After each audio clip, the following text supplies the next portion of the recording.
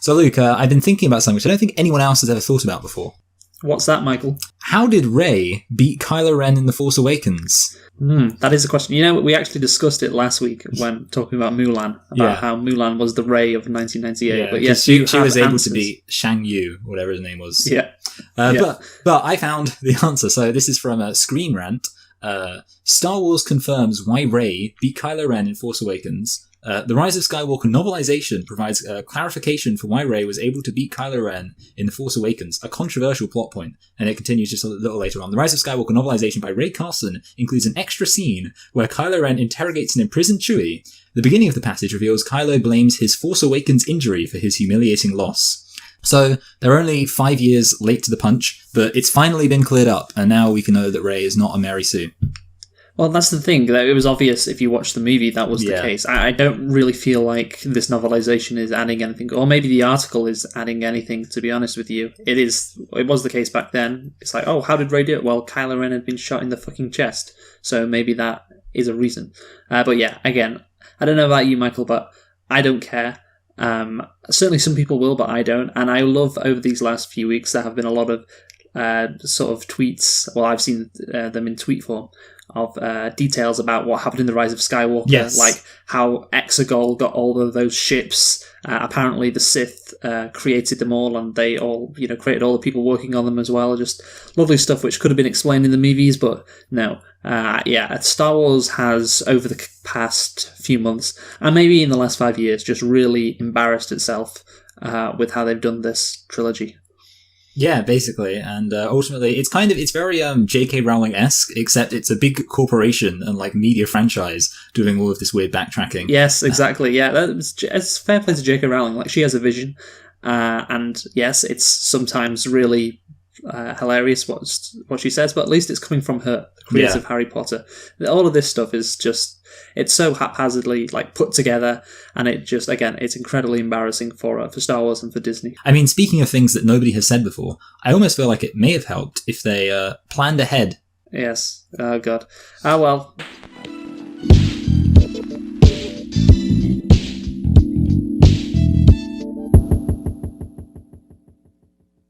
Hello and welcome to Select and Reflect, the movie review podcast where we look at films that have come out in the near and distant past, we give them a couple of watches, and evaluate them beyond first impressions. I'm your host Michael, and I'm joined as always by my co-host Luke. And this week, we were supposed to be celebrating the release of New Mutants, the final installment in the X-Men franchise, by looking at where it all began, but of course that has now been delayed. However, it is still the 20th year anniversary of the start of the X-Men franchise, and of course speaking of the X-Men 2000, which isn't called X-Men 2000, but now that's been retronymed upon it. And Luke, why don't you tell us a thing or two about X-Men, the one that was released in the year 2000? Certainly, Michael. So yes, you are right. It is just called X-Men. Also, the film series is called X-Men. So yeah, it's not that clear. That's the thing. They need to do what Star Wars did when they retroactively renamed Star Wars A New Hope. Yeah. That's what they need to do. But anyway, X-Men is a 2000 American superhero film directed by Bryan Singer and written by David Hayter from a story by Singer and Tom DeSanto. The film is based on the Marvel Comics superhero team of the same name and features an ensemble cast consisting of Patrick Stewart, Hugh Jackman, Ian McKellen, Halle Berry, Famke Janssen, James Marsden, Bruce Davison, Rebecca Romijn Stamos, Ray Park, and Anna Paquin. The film was released on July the 12th, 2000. So like you say, Michael, it's 20 years, just under 20 years since it was released. And can you tell me, first, have a guess where it was released? Where? First, Michael, what place it was released first? I mean, I guess it's going to be some kind of weird, obscure place. It is, yes. I mean, I'm going to say not too obscure, so let's go for France. It was released in a location in this movie. Oh, Canada. No. I'm talking about a very specific place. What? There's not many locations in this movie. Yeah, New York. Yeah, what particular part of New York? The Ellis Island. Yes, Ellis Island. Well really? Done. You got there eventually. Yes, yeah, I mean, I was surprised that it's that specific. Wow. Yeah, no. Well, the reason why I asked you because it was quite specific and unusual. Normally, it would say New York, but no, Ellis Island. There you go. So, Michael, what was the budget for X-Men? 25 million, maybe? Triple it. 75 million, perhaps? You are correct. Oh, Yes, 75 yes, million. So, again, this is the same thing as last time, Michael. You need to consider the amount of famous people that are in this movie Yeah. that would have to be convinced to appear in an X-Men movie. That is true. Yeah. X-Men is for nerds. What about the box office? How much did it make? I guess it probably made quite a lot. So, but maybe not like a massive amount. So let's go for maybe 600 million. That is a massive amount because, again, if you halve it, you get around the amount it was. Really, 300 The million. total box office was 296 million. That's not very impressive.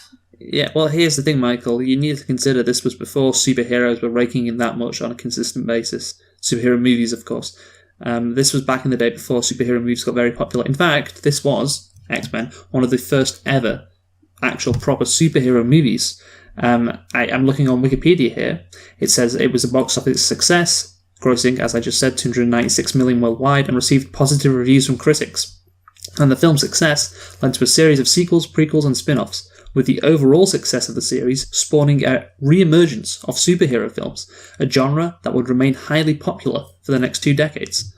Obviously, nowadays, superhero movies are the most popular genre if you go to the cinema, but back in the day, obviously, just 20 years ago, that was not the case. So this was a big moment for the genre itself. Obviously, there are some superhero movies like Batman that were released and Superman, but obviously after this movie you saw like a string of consistent superhero movies being released, featuring a whole bunch of characters and not just like the big ones like Batman and Superman. So yeah, it really was the start of something, I think, this movie. Yeah. Having said all that, Michael, did you like this movie? It's a good film. Just good? It's I mean, yeah, it's not fantastic. It's good, and it was fun. It was fun. Well, I have to disagree really on the fun part. Okay, yeah, I don't wasn't think that it fun. was. Yeah, I just thought it was the most average superhero movie you could possibly make. So there you go. I guess it's not as bad as it could have been. Maybe that's a nice positive thing to say about it. But anyway, Michael, certainly if you look at some other X-Men movies, how that stacks up to this, I'm talking about X-Men Last Stand, really. That's what comes to my mind. But yeah, so maybe it's a masterpiece compared to that, really. So there you go. Can we have, Michael, the amount of nitpicks you've got? Yes, for this movie? I mean, before we begun this, you heard my shock at how few I had, and the amount I had is 1. Which is surprisingly low. I mean, I'm sure I should have got, I feel like what happened is I kind of forgot to nitpick at some point during the film. Because I was so engrossed in how interesting it was. Yes. So, yeah, I only got 1. I've got 6. Yeah, that makes sense. I think tellingly, the one I have is right at the beginning, which is just that it wasn't made clear to me how Rogue knew at the beginning that it was the fact she touched her boyfriend that killed him. Although I guess in hindsight we find out he was in a coma. But she's like, don't touch me. And the implication was this is the first time she's ever found out that she has this ability to, kill somebody or put them incapacitate them by touching them. And yet she somehow immediately assumes that this is because she's touched him. You know what? Yeah. That's a good point, because before when I was watching this for the first time, and indeed the second time actually, I was thinking, oh, this has happened to her before. She knows this is what happens when she uses her powers. But then she says that was the first time she's kissed a boy later on in the movie. So that implies that was the first time she's kissed a had boy. Happened. No, yeah. Oh, yeah. Yeah, it is, obviously. But yeah, so why would she react like that? Why would she think that it's her? Unless it's happened to her some other time. And if it had happened to her some other time, why are you kissing somebody? That's what I think. But anyway, Michael, that's it basically. Of your nitpicks, am I right in saying? Yes, that is it. So let me hear your what was it? 6? Yeah, 6. Quite different from Mulan last week when you had 12. Yeah. Quite a come down. So my first nitpick: the Senate at the beginning of the movie. It looks nothing like that in real life. I don't know why they modelled the Senate like they did. I assume they are in the Senate, by the way, because you have one of the villains of the movie, Senator Kelly, giving a George Wallace-inspired speech about mutants. But again, it looks nothing like the real Senate. So why did they do that? Why didn't they just have the regular Senate? I can't understand that. Next nitpick. So Rogue says to Wolverine, oh, you should really wear your seatbelt. And then Wolverine says to her, listen, kid. And then a tree falls on the car and Wolverine goes flying through the windscreen, and that wouldn't have happened if he was wearing a seatbelt. Almost like that is the most incredibly lazy, sloppy dialogue writing from the screenwriter you could possibly imagine. Yeah, But yes, I was thinking about that, but I just thought, you know what? I mean, just they're having fun. they're having fun. Okay, next nitpick. There is so much exposition that goes on through the TV in this movie. It's unbelievable. The amount of stuff that characters learn from watching the TV, from watching news reports, is just stunning. I was thinking it when, right at the end of the movie, when Mystique is discovered to be impersonating Senator Kelly, and Storm says, "Look, Mystique," and they pause the TV and they see her eyes flash green. First of all, I think other people would recognise that. Yeah. Wow, Senator Kelly's eyes are green, and he's just changed his position on mutants. Surely some people would be looking at that. And I think overall they probably should have done better in how exposition was delivered to the audience and characters in this movie than just the TV. So next up is my next nitpick, which is a really peculiar one. I was thinking this throughout the movie, and it was never explained. Professor X can mind read everybody.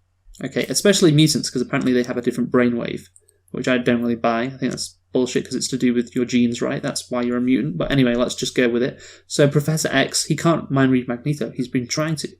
Doesn't know where he is, doesn't know what he's doing. But as we know, Magneto has a couple of his henchmen. One of them's called Sabretooth, another one of them's called Toad, who are right next to Magneto, literally all the time, in Magneto's lair off some island.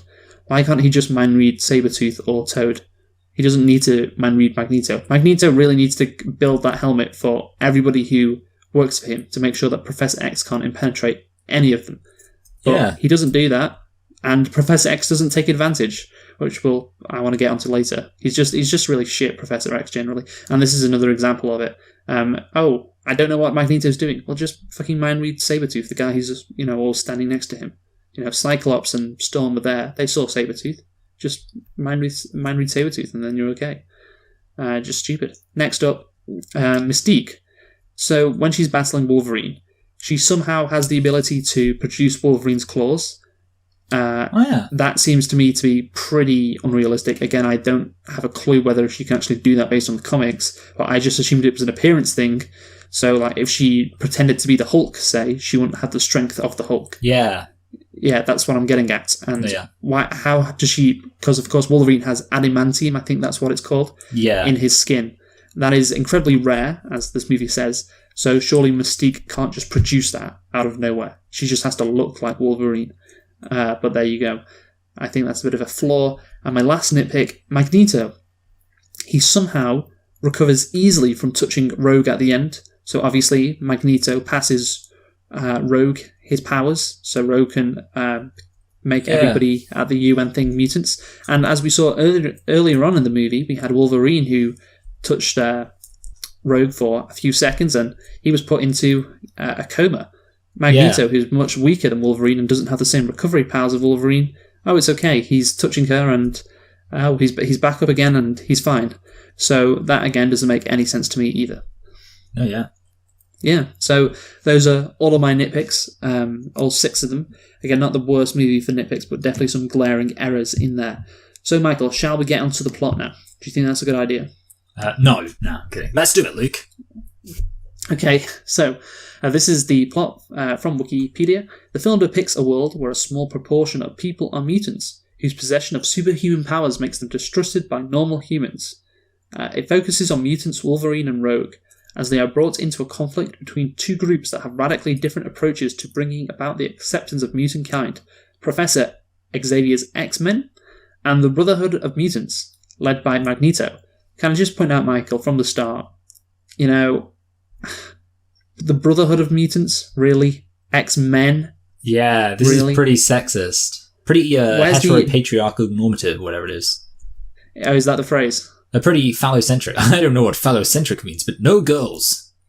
That's great. Yes. So essentially, this is a sexist movie. That should be pointed out. But no, I don't know. Well, you can't really call them X-people. I guess men can be used as like humankind. Well, dudes is gender neutral now, so they could be called X-dudes. Ah, right. The Brotherhood of Mutants, though, that is problematic. That's something Magneto's going to have to work on. Yeah. For sure. Personhood of mutants. Yeah, a lot better. So, Michael, first and foremost, what do you want to talk about with the plot? You start us off. It's very short, isn't it? Like, this film is like surprisingly short. It's because I don't know. I feel like we're used to at this point a lot of these superhero films being quite indulgent. And this film, it feels almost more like an episode of a TV show than it does a film to me. It's really basic. I mean, that's the thing. It kind of does feel like a bit of a villain of the week kind of plot. In that it's, you've got this Magneto guy who's already established. You start with your character of the week. That's Rogue, and you start with her story, and then you get your second character who's like this Wolverine guy, and then you get Professor Xavier and Magneto, and they're like the implications. This is just a fight that's been going on for ages, and this is just like the latest episode of an arena for the fight to manifest itself, and then obviously the mutants come on their little plan. And then they're kind of thwarted without any real twists or turns to it. It's just like, we establish, they don't like each other. We establish what the main conflict of the film's going to be. We establish, like I say, the character of the week, who's like this rogue person.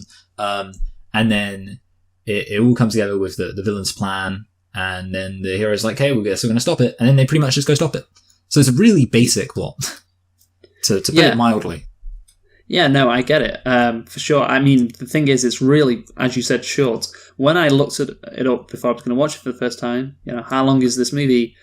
I was really surprised to see only before you watch any film, because you have no passion for film. It's just like, all you want to know is, how long is it? How long have I got to spend watching this film? Yeah. Yeah, it just gives me time to prepare of how I'm going to fit it in. And so I was looking, and it said 104 minutes. And I was very surprised. Because, as you say, that's quite short. The movie only lasts 1 hour and 35 minutes before the credits. Yeah. And so, when that happens, I'm sat here thinking, well, this is the first X-Men movie. You think about it, you've got to introduce a whole bunch of stuff.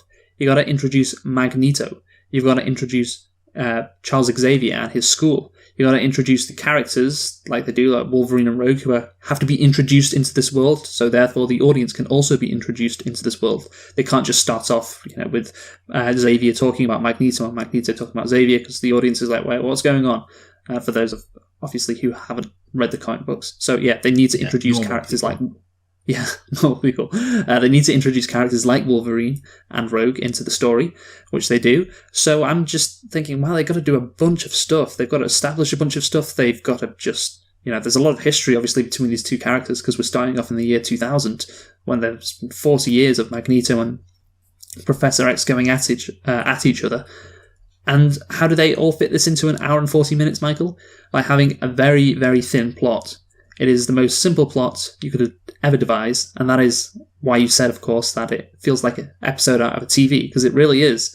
It is like, well, the Brotherhood of Mutants, led by Magneto, they're going to blow up, well, they're actually going to blow up, they're going to radiate the world leaders. See, that's a bit of a twist, they're not blowing it up, they're going to radiate the leaders of the world so that they become mutants, and they need one mutant to do that.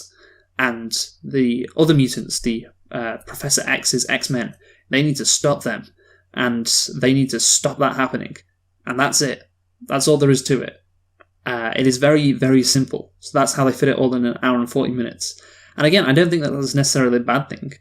Like, there's sometimes you don't need to overcomplicate the plot. Like, it's an easy watch. It's really not. So sometimes, like you said, sometimes superhero movies, particularly in recent times, have been very indulgent. They're quite long. They're quite stuffed with a lot of things that they don't really need to be. This is the complete opposite. And again, the movie could have been better, but it's not bad, really. It's just like, oh, that was a nice, easy watch. And I guess that's, if you're making an X-Men movie for the first time, I guess that's what you want your audience to go away thinking, yeah, that's not too bad. I got everything. I wasn't, my mind wasn't blown by all of these new concepts and things coming in, because someone who hasn't watched the X-Men movies before, that would be pretty difficult. But yeah, looking back on it now 20 years ago, it does seem incredibly thin to what we see nowadays in superhero movies, for sure.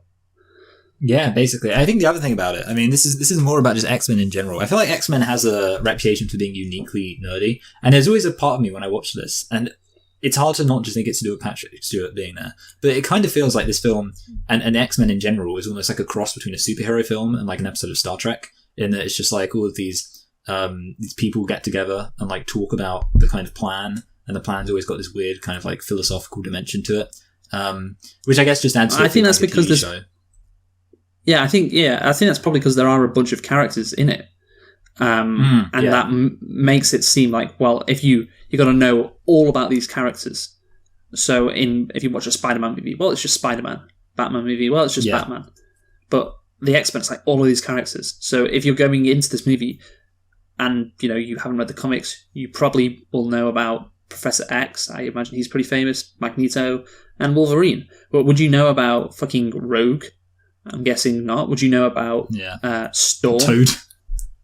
Would you know about Toad? Well, that's the thing. Villains, it's kind of understandable, like those lower level villains. But for the heroes of this thing, like fucking Cyclops. I mean, I don't know. I don't know if 20 years ago people knew who Cyclops was. That's why I guess it seems more nerdy, because there's so much more characters. So if you were to enjoy this movie as much as you possibly could, you would have to know all about these characters.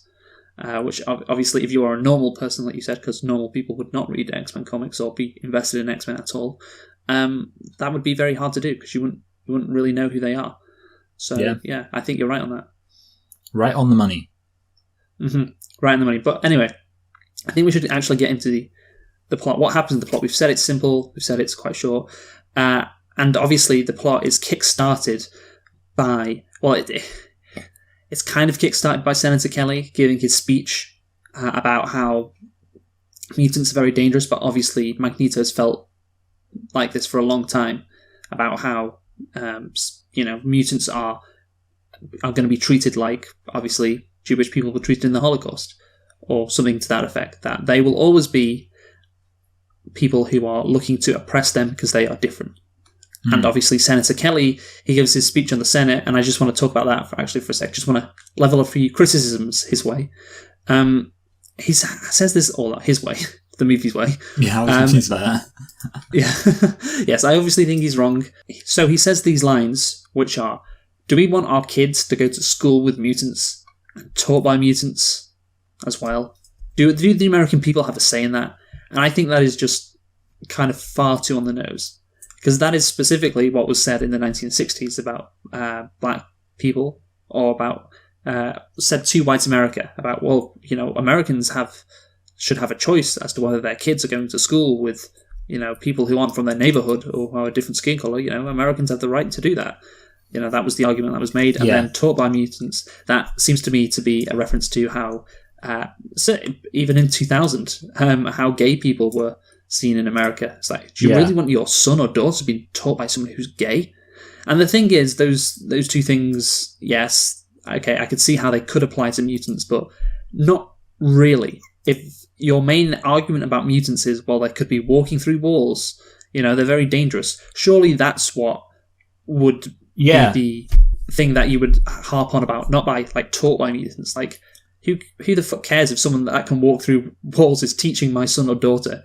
It's really how dangerous the mutants could be, like in a public health situation. That's the argument to make. So specifically going on about... they carry coronavirus. Specifically going on about, kids who go to school with mutants and being taught by mutants.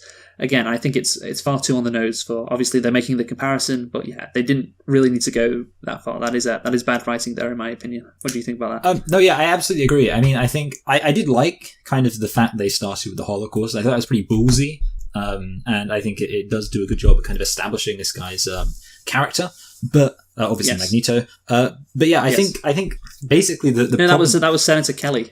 But yeah, I absolutely agree. And the thing that kind of gets to me about this whole X-Men thing that's been around recently, these new films, the X-Men, is that they are there's so much opportunity to have kind of a nuanced approach being taken, where basically, because like I say, it's kind of his point about how would these people who have these powers can use these powers for evil is a pretty legitimate point. Like, and obviously many aspects of this film bolster that. You can say, hey, there was this huge amount of violence that happened. That the entire, subway or whatever was totally destroyed by these dudes. And you could say, well, mutants, there's always going to be like these evil mutants. The best thing to do is to, and I was thinking, like, if I was in charge, not necessarily if I was in charge, but like if I had to write a kind of sympathetic character, I'd write somebody who was like, hey, we should move mutants to their own like island. We should separate mutants. because that way, you know, the bad mutants can fight the good mutants, but good innocent people don't need to be killed. But no matter how like the Nazis did with Jewish people in Madagascar. Yeah, exactly. With Madagascar. Welcome to Madagascar. Remember that film? I always thought, like, what if, you know, they made a DreamWorks remade Madagascar, but it was Jewish people instead. Anyway, so there's like so much opportunity to have a kind of nuance in there, and you know, every film could have that kind of nuanced aspect to it. And if you did want to have an episode where it was like literally this guy who really hates mutants and he wants to kill all mutants, don't just start with that. Have that be like a thing that happens later on. Have that be like the big thing later on. But when you're talking about it, just start with this guy who has a more relatable motivation. Obviously, it's kind of ruined because, like I say, originally the whole, you know, they could rob banks, blah, blah, blah. That's a completely legitimate point. And then he gets into the helicopter, and this is a bit that annoyed me. He gets into the helicopter and he says, if it were up to me, all mutants would be in jail. And it's like, oh, okay, so literally his motivation is just he hates all mutants for some reason. Yeah, I mean, obviously, again, like it's kind of implied based on the fact that he's confessing all of this in silence that he's got his own other reasons for hating mutants. And it's like, okay, so, you know, why can't he just be an actual politician who, you know, exactly, yeah, hates mutants? You are right, and that here's the thing: politicians really they aren't more, you know, most of the time they aren't more forthright in their bigotry.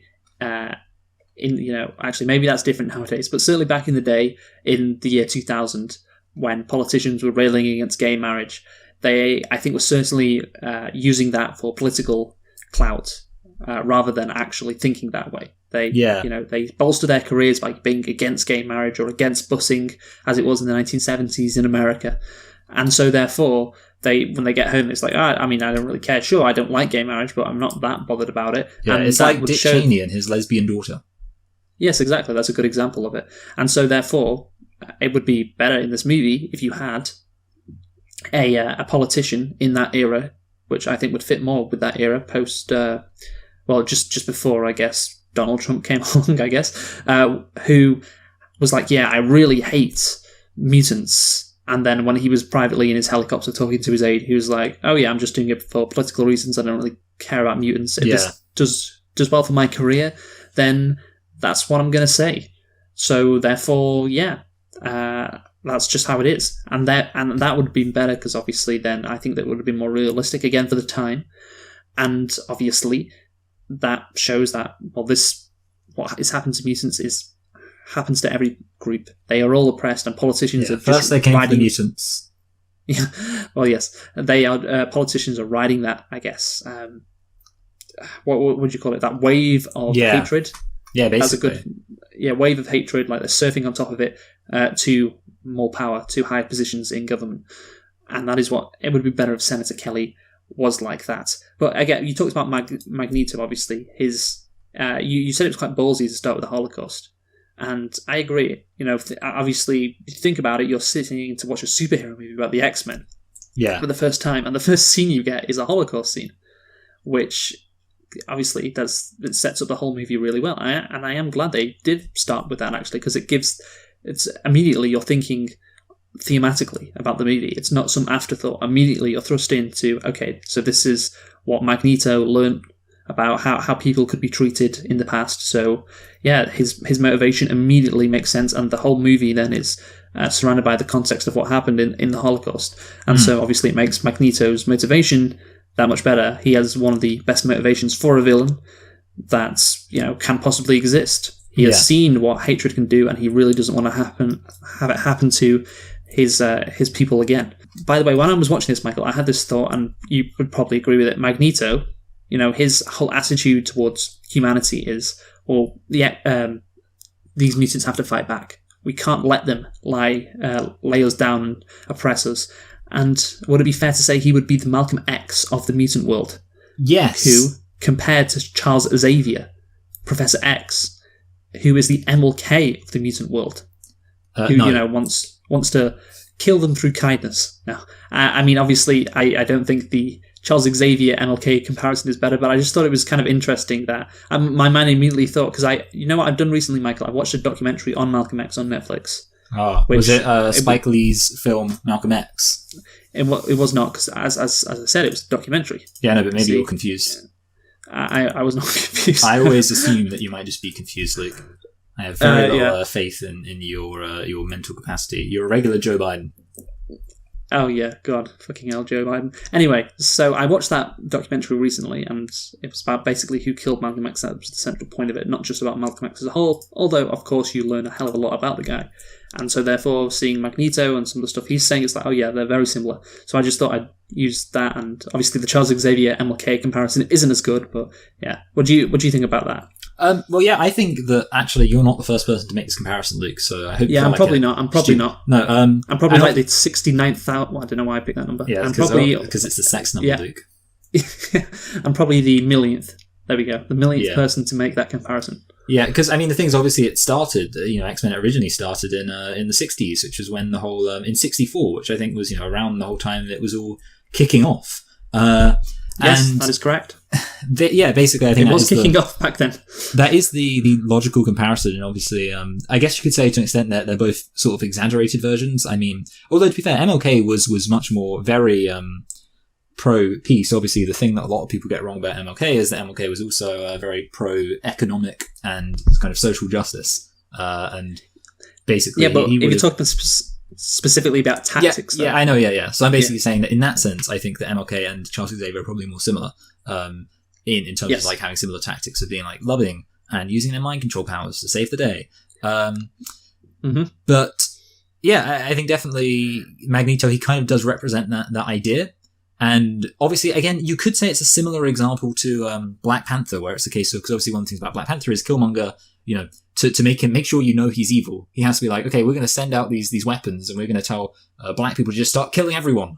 And obviously in this case, I mean, it's an interesting though. I think Magneto, there's another aspect of his character I like. Because first of all, okay, you got the fact that, I mean, originally, what's kind of interesting is the way that his actual evilness almost develops over the course of the film. In that it starts off, so obviously, okay, I mean, it starts off with, we don't even know what his plan is. But when we find out what his plan is to make all the powerful people in the world mutants, which, is arguably, like, not necessarily the most objectionable plan in the world. I mean, as far as he knows, nobody has to die. It's a way of making the mutants people sympathetic to his cause. And then obviously he finds out eventually that people will die if they get stained. I just want to say something about that, Michael. Okay, I'm ready for this.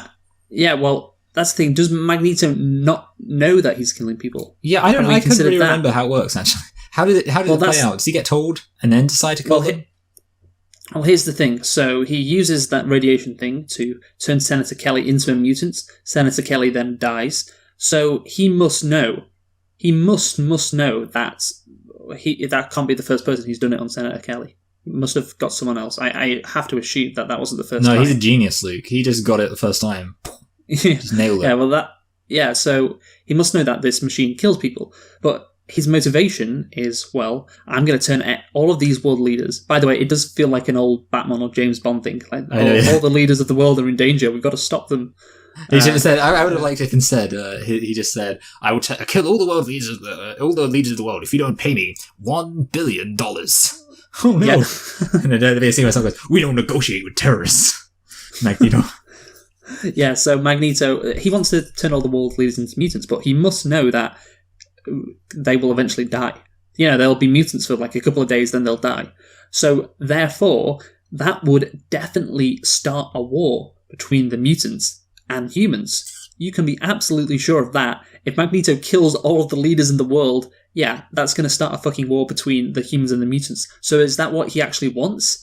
Because that doesn't seem to be his motivation. His motivation seems to be, throughout the movie, we've got to protect ourselves. And the best way to do that is turning all these world leaders into mutants. Again, that would be something that Professor X wouldn't necessarily want to stop, because he'd be like, okay, yeah, sure, all of the world leaders are mutants, people are more sympathetic to mutants. I guess that's not the worst idea ever. Again, they wouldn't have consent to do that, but again, they'd still be alive, with just some cool powers. But again, you might have something like Rogue where she can't touch someone, so maybe Professor X would be against that because they could have powers which could negatively affect their lives, and obviously he wouldn't like that. Again, it's not the worst thing ever. And so you have to assume then, based on how Magneto acts and how the X-Men are desperately trying to stop him, that the movie is trying to show you that that these people, these world leaders, are going to die. And so then his whole motivation becomes different. It's like, well, then he's trying to kill a bunch of people. He's trying to start a war, which again is different to what he's been saying throughout the movie. Because if you want to start a war, then I don't know why you'd be so against Senator Kelly speaking in the Senate. Why you would kill him if he's going to be one of the senators who's going to push for a war the most against the mutants. Why would you be against that? You would be egging him on. You would be like, yeah, say those bad things about the mutants. We want the war.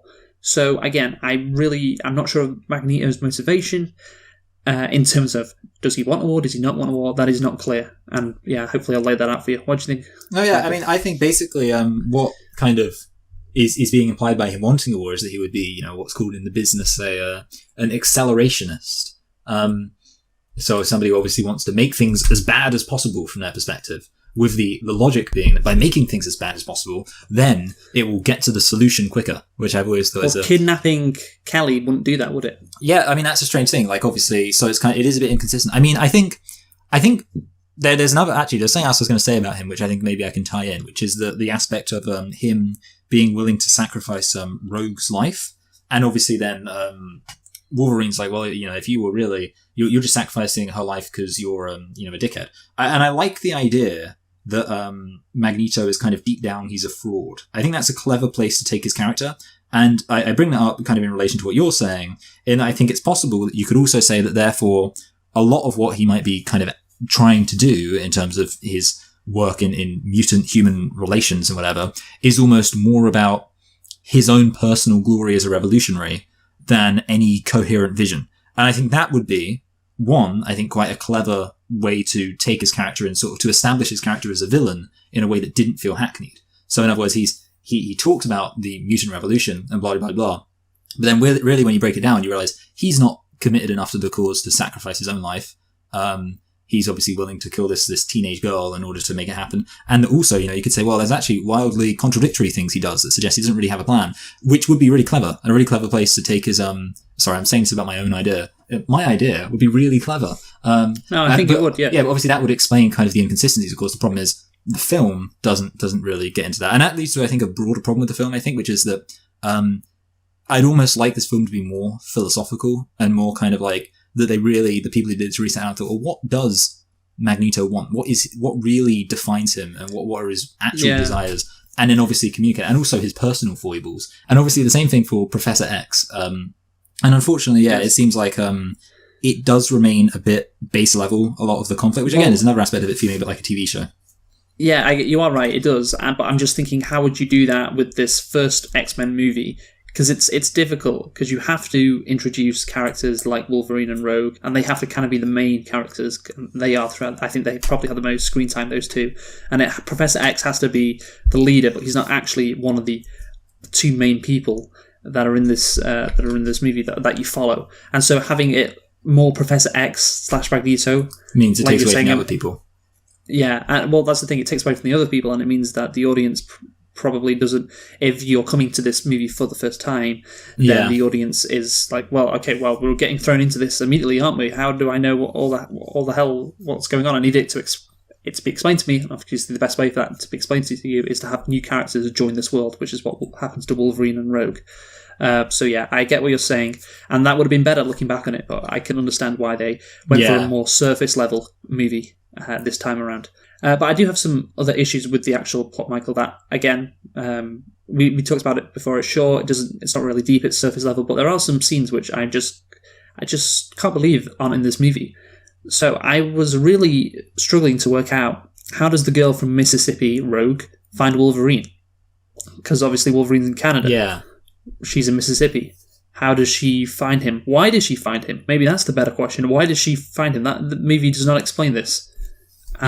I was really struggling to work out why she was there, what she was there for.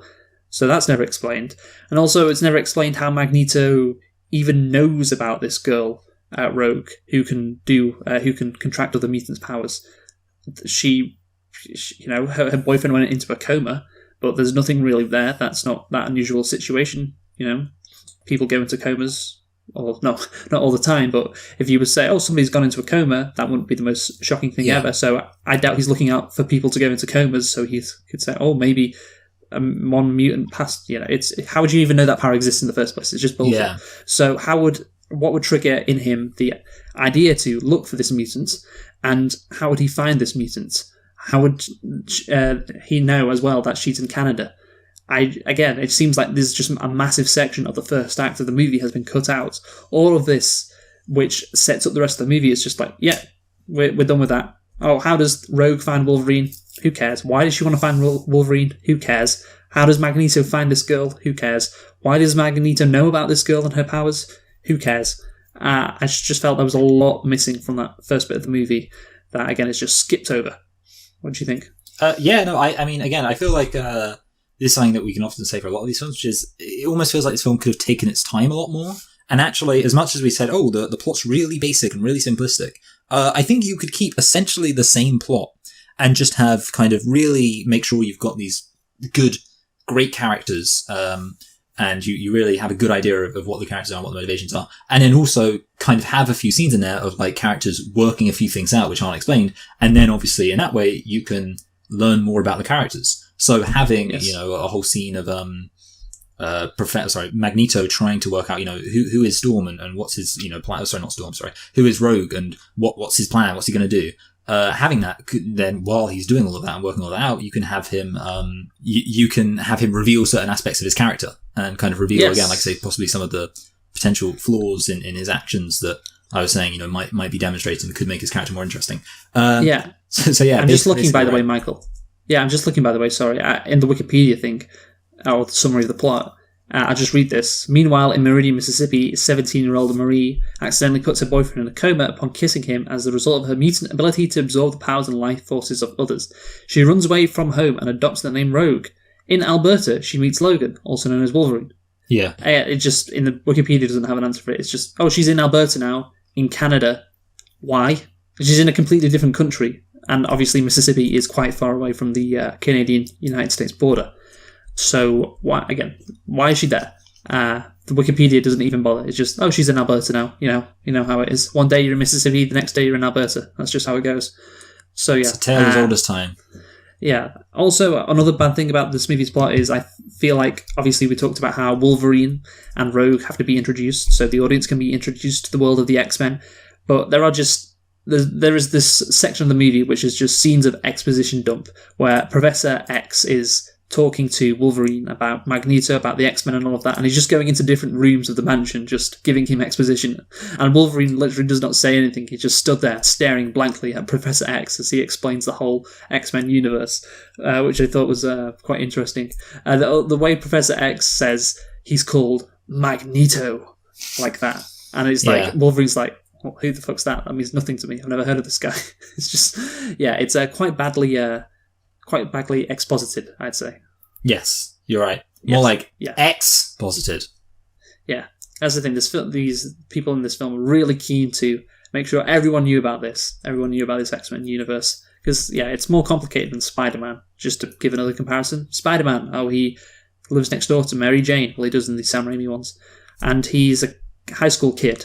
And his friend is Green Goblin. Or his friend's dad is the Green Goblin. That's it. It's very easy to get. But obviously you need a lot of stuff explained to you. And that's what those scenes do. Rather poorly, really. They could have done it in a better way, I think. So, I guess, what do you want to talk about now, Michael? Well, I feel like we're kind of, in talking about the plot, we've already covered quite a few other things. Because obviously, we can talk about the commentary, but I think the commentary, like I say, we've sort of already covered it by saying it is a bit surface level. You kind of have the three different opinions. You've got Professor X's, everyone needs to live together and be in harmony together, which, okay, that's fine. Then you've got the guy who's like, I hate mutants. I wish all mutants would be in jail. And you've got the other guy who's like, I don't care if I kill all these humans. They're dickheads. And obviously, again, there is the skeletal structure of a very sophisticated commentary, but it doesn't really deliver. No, I agree. I do agree. So, it's the social commentary, again, surface level, but I'll say this, for this movie, at least it's there. Yeah. We complimented the fact that Magneto we start off with the scene with Magneto in the Holocaust, and it's for a superhero movie, that's pretty dark, isn't it? And so yes, it is there. That is something that we have to compliment, even though it doesn't delve into that much detail and is a bit on the nose sometimes, like that senator speech when he talks about mutants going to or teaching kids, again, which is just not what you'd say in that situation. So yes, it is. It's not done in the best way possible. I think we can agree on that. But the fact that it is in this movie, well, I guess it has to be in this movie because that's the foundation of X-Men, the foundation of Magneto's and Professor X's, battles that they've had in the comic books. But yeah, I guess maybe we shouldn't credit the movie because now thinking about it a bit more, well, it has to be in there if it's an X-Men movie. You can't really leave the social commentary out of an X-Men movie. Yeah. It's got to be in there. So yeah, maybe we shouldn't give this movie that much credit because it'd be pretty amazing if they took that kind of stuff out. So what do you think? Yeah, I kind of agree that basically, obviously, the social commentary is kind of baked in, and therefore removing it would, I mean, it's kind of guaranteed anyway, so you can't really say, oh, it's really clever that they have all of this stuff in there. You can say, oh, it's, I like it, and, but yeah, they didn't necessarily do anything that much better than what they had to have done just to make it be an X-Men film, so yeah not too much credit. Yeah, it's possible. Yeah. I like that, yeah. Yeah, passable. So shall we go on to the characters now, Michael? Yes. Well, I want to talk about one character right away, just so I can get this out of the way so I don't forget. And that character is Toad. I just want to say one thing about Toad. I can't remember when I referenced this. I feel like I've referenced this before on the podcast. The classic line by Storm. What happens to a toad when it's struck by lightning? The same thing that happens to anything else. It's such a... It's everything else, Michael. Everything else, sorry, yeah. Yes. I never forget that line. It's such a classic kind of dumb superhero or action movie line in a way, and it's just a real classic. Yeah, but the thing is, I think that could have been delivered well. I think what hurts it is the delivery from Storm. It's just really flat. And also, I think what you need in that situation is when she asks the question, do you know what happens when a toad is struck by lightning? You need Toad to be like scared and say like, what? Like he's really worried about what's going to happen to him. And then she could say, well, the same thing that happens to everything else. And I think that would have been better. But just saying those two back to back is like, well, that just seems really, really shit, doesn't it? So, but I think you have referenced that line before. I think I remember that. So I did smile when I saw that line. They should, that's good. I like it. What can I say? It's a bit of, it's fun, Michael. We're having fun. Yeah, we are having fun. We're always having fun with X-Men, aren't we? By the way, I just want to say about Toad, the character. What a shit superhero power to be a fucking toad. I mean, I know he can jump and he's got a long tongue, but Jesus Christ, when people can literally control the weather and you're like a fucking toad. My God, you got the short end of a stick, didn't you? Reminds me of the Family Guy episode where all the Griffins, they get special superpowers and Meg can get her fingernails to go longer than usual. That must be what Toad feels like. So yeah, that's what I think. Anyway, what's the next character you want to talk about? So I mean, I guess we can I think we've already covered Magneto and Professor X enough. I mean, like I say, there's not really too much about them beyond just one's a good guy, one's a bad guy. Wolverine, his whole thing is he's like a loner, which is okay. Wolverine is the enlightened centrist of the movie. That's true. Yeah, he's like, well, Magneto and all. He's far too. I don't know what he'd say about Magneto. He's like, oh, he's just a bit of a dick. Have you ever seen that old like from the early 20th century piece of propaganda by the Liberal Party? It's like conservatives past it, socialists beyond it, liberals it. That's basically just Wolverine. Yeah, they're it. Yeah, he is. Yeah, he is, and he does seem like the kind of guy to be an enlightened centrist as well.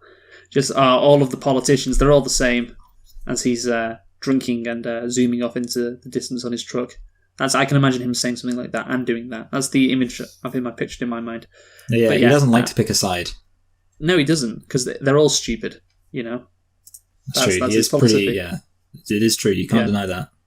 Yeah, no, you can't deny it. So, Michael, what do we have to talk about? Actually, there's one other thing I wanted to mention about Wolverine, actually. And this is it's not really about this film, but it's just an enduring thing throughout the X-Men franchise that is set up in this film. And it's the, quote, romance between Wolverine and Jean Grey. which is just like, it's my favorite thing of just all the X-Men films, because you watch them and like throughout the whole thing, there's like this idea that Wolverine and Jean Grey had this romance, and I don't understand it because they really don't. And like in this, obviously this film is just like the very beginnings of it, but it doesn't really get far beyond it at this point. It's literally just Wolverine going, like, making crude innuendos and Jean Grey kind of tolerating it. And it culminates in like the third one where he like has to stab her. He's like really sad about it. And you're just like, I mean, you didn't really know her. Like, they never dated, and it's just so funny. And like in, I think The Wolverine, the 2014 one, or 2013, I think actually, he has like a dream. Like, the film starts with him having a dream where he's in bed with Jean Grey, and I'm like, but they wanted, they didn't really have a relationship, and it's just so funny to me that that's like started in this film, and it is my favorite part of the entire X-Men franchise. So I just wanted to give that a shout out. Yeah, he makes these fucking. I guess what? How did you describe the comments to her? I just said innuendos. I mean, I don't know. Yeah, innuendos, suggestive comments. Yeah, I think the best thing actually about Logan, the best thing and the most disappointing thing, is that there's not a scene like with when he just died at the end of Logan. He just went, Jean, I've got a big dick. It's just like, yeah, that's our Logan. Yeah, I guess, yeah. But here's the thing, that Jean Grey kind of seems to reciprocate that. You know, she likes those innuendo comments. You know, it doesn't take much to win her over, apparently. I mean, maybe look like Hugh Jackman, but apart from that, I don't really see what Wolverine is bringing to the table, like Cyclops isn't, to be honest with you. Yeah, that's true, yeah. Yeah, at least Cyclops keeps his facial hair in check, you know? Oh, yeah, you're right. Yeah, you're right. I mean, I am right, yeah. Well, yeah, that's all my characters. Okay, yeah. Well, that's all. You don't have anything else to say in any of them? No, I mean, like, that's the thing, that a lot of the other characters are pretty minor. Well, what about Rogue? We need to talk about her. Oh yeah, fucking Rogue. Yeah, sorry. Rogue One. She's in love with Ice Guy as well, but they're not really. And then she's also in love with Wolverine. So there we go. There's romance there too. Is she in love with Wolverine? Well, there's like Jean Grey has that line of like, oh, I think she's kind of. I guess it's more like a crush than in love. I shouldn't say in love. She's like Jean implies, and I think it's also implied or kind of built on a bit in X2. I mean, I can't exactly remember X2, but I think it's implied in X2 that she has a crush on him as well. Like, he shows up and she's like, oh, he's so hot. She probably doesn't say that. But, you know, it's like implied. She gives him like a look of like, I think you're hot. And he's like, okay. Okay. Just like that. Well, that's good to know. So, yeah, she obviously, nothing really about her. She doesn't have a character arc. I think that's the thing we have to mention, that obviously Wolverine, he kind of has a character arc. He kind of goes from, you know, a grouchy asshole, doesn't want to talk to anybody, to he saves the day at the end. Again, it's not really much there, because he was already from the start a pretty good guy, because he reluctantly helps Rogue when she's in the back of his trailer. So you know, he's kind of always good. He's never like that bad. Yeah, it would have been more powerful if at the start, when he found Rogue, he took her to his cabin in the woods and just tortured her and killed her, and then later on, like, the rest of the film's about him like becoming a hero. And Xavier's like, Wolverine, I know what you did. You've redeemed yourself. He's like, thanks, Charles. Is this a reference to something? I don't know. It's just like, it's just, I guess what I'm saying is, if I, you know, got into the truck of a random, especially if I was a woman, you know, like a young woman, I got into the truck of a random guy who looked like Wolverine in rural Canada, I would expect to get taken to a cabin and tortured. Okay. Well, that's good to know. Yeah, that's something to look out for if you ever find yourself in that situation. Yeah, if I ever become a woman. Yeah, a young woman as well. So I've got to like go back in time and change. Oh, you're young now, Michael. Don't be harsh to yourself. Thank you. Yeah, I don't feel young with all these coronaviruses around. No, you should, because you're the only one who's going to survive. That is true. Yeah, I am probably, of all the people I know, I'm the most likely to survive. That must count for something. Yeah, anyway, I don't know anyone from the Isle of Man. Yeah, so Rogue, here's the thing about her, no character arc, which I was disappointed in, because, yeah, she's just literally a plot pawn, I guess. She's a damsel in distress, as Anita Sarkeesian Yeah, she's a damsel. Yeah, she's a damsel in distress, but at the beginning she's just used to introduce all the characters. That's her role. And then at the end, yeah, she's the person who needs to be saved. So, yeah, no real attention given to her character either, which is disappointing. Obviously, you have Storm, who delivers that great line about what happens to a toad when you hit it with lightning. Classic. There's Cyclops, who, like I said before, good facial hair compared to Wolverine. I like Cyclops, actually. I think he's a handsome guy, and he seems pretty cool. Yeah, he seems really cool, and especially the name Scott Summers. Wow, what a great name! That is a good name. Yeah. Mystique is also in this movie, who actually she should have probably died at the end. I don't know how strong her body is to withstand 3 blades pumping into her chest, but there you are. Apparently she can survive that. Yeah. Magneto's mutant loyal second in command. Obviously, having watched the recent X-Men films with Jennifer Lawrence, it's quite surprising how different that Mystique is to the Jennifer Lawrence Mystique. The Mystique in the new X-Men films is given much more attention, and this one is just like, again, Magneto's mutant loyal second. Yeah, she's kind of like that's all she is. She's kind of like Darth Vader, but in the first film. Or I guess actually Darth Maul would be a better comparison. But she doesn't even have any lines like Darth Maul. But you get what I'm saying. Yeah. Overall, I just think the difference between that character and Jennifer Lawrence is it's quite surprising. Maybe not surprising, but absolutely night and day. Yeah, it is night and day. Yeah, you are right. So, Michael, anything else to say? No. So I'll conclude first then. Again, I think it's a safe movie. If you're doing a first foray into the X-Men universe and you want to introduce a bunch of characters, and because there are a bunch of characters in this, obviously, and the dynamic between Magneto and Professor X, which is, it's not easy to explain. It needs, a lot of exposition to do so. Then I can understand doing a safe, by-the-numbers movie, which, again, it does feel like out of a TV episode, the plot. Oh, the world leaders are in danger. We've got to save them. Magneto wants to kill them, although that's still up for debate, really. And we've got to save them. And so, yeah, that's why I guess it's not really an interesting movie. There are some social commentary things there, but again, it's just surface level. And can you really credit the movie that much, considering that is the whole foundation for the X-Men? Magneto's past as someone who survived the Holocaust, railing against people who want to oppress his kind. So therefore, that is not something that you can really take out of the movie. So are we going to praise that for it being in the movie? Probably not. But yeah, I guess it's just uninteresting, really. And watching the first X-Men, because there's been so many fucking X-Men movies. So would the first one be like a good watch, a thing you could really enjoy? It's the first one. Unfortunately not, because again, it is just quite... I mean, it's not hard to watch, but it's not nice to watch either. It's just, I guess, passable. There are far better ways you could spend 104 minutes of your time, but there are also worse ways you could spend 104 minutes of your time. So, having said that, Michael, I'm going to probably give this one, I think, a 5 out of 10. I think that would be fair. Let's go 5 out of 10. Just in the middle, okay, nothing more than that, but also not less than that either. Good one, Luke. You really nailed it. You really gave an accurate description of your opinions of this film. Now, as for me, I feel like it's worth starting with what I've always said about these X-Men films, which is I actually think the X-Men would have been the best candidate for an expanded cinematic universe, simply because, you have this big you've got this one central conflict that everything can be around. You've got all of these different characters, all of whom feel kind of simultaneously like expendable enough to be interesting. Expendable enough that you can actually get rid of them, but they're relevant enough that you can kind of care about them. So I like it. I think it's a really good idea. And unfortunately, it's, again, I mean, we start with a cold open talking about a franchise that suffered from a lack of planning. I kind of feel that about these films as well. And I just feel like it's worth saying that now we're looking at where it all began. And with this film again, I feel like it's just missing so much that it's hard to completely like it. But at the same time, there's nothing about it I really hate. And I'm also going to give it about a 5 out of 10. And I've been thinking about this. I think I'm going to put it above Spider-Man 3. Well, I am curious about that, because I do think when I kind of look back at Spider-Man 3, it is quite enjoyable to watch in a way that I think this film isn't. But for now, I'm going to put it above Spider-Man 3. I'm actually going to put it below 28 Weeks Later. So X-Men in there at number 5 spot. It's my 85th ranked film of the films we looked at so far, if you were curious. Oh, well, that's fascinating, Michael. So I think we should now predict New Mutants, Michael. So again, because of the coronavirus, who the fuck knows when New Mutants is going to come out, but we're going to predict the Rotten Tomato score anyway.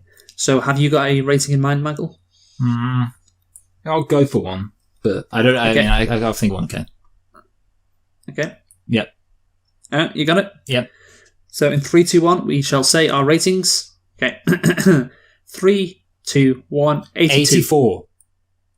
Oh, really?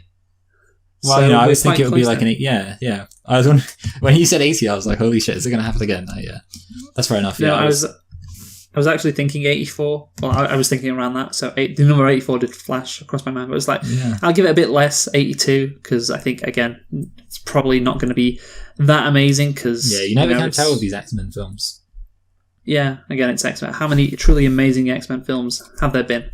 I think we ranked Logan very highly. Yeah, Logan's good. Every other one's crap. Yeah, I think that is something we can all agree on. So, Michael, we have been selecting and reflecting on New Mutants because, we have not been selecting and reflecting on New Mutants. Instead, we've been doing we've been doing it on X-Men because of the release of New Mutants, which was scheduled to release this coming Friday, but obviously it's not going to happen. And so, what are we doing next week, Michael? Next week, we are doing Golden Eye. GoldenEye also We're featuring... doing Goal, and then we're doing Eye. Have you ever seen the film Eye? No, I have not, no. Yeah. Well, we're doing Goal again. We did Goal last year. Oh, that's right. You know what? We could do Goal 2. Yeah, instead of doing Golden Eye, we're doing... I mean, there's got to be a film called Eye. Yeah, probably. And then, okay, so let's do Golden Eye. So, of course, GoldenEye also features the actress which played Jean Grey in this X-Men movie, Michael. So we shall be seeing her again. And we will be doing GoldenEye because that was meant to be the release of James Bond No Time to Die. Apparently there is Time to Die because it has been released in November, obviously, not the 10th of April, which was its original scheduled release date. So, Michael, who have you been? I've been Michael. I've been Luke. Thank you for listening and goodbye. Goodbye.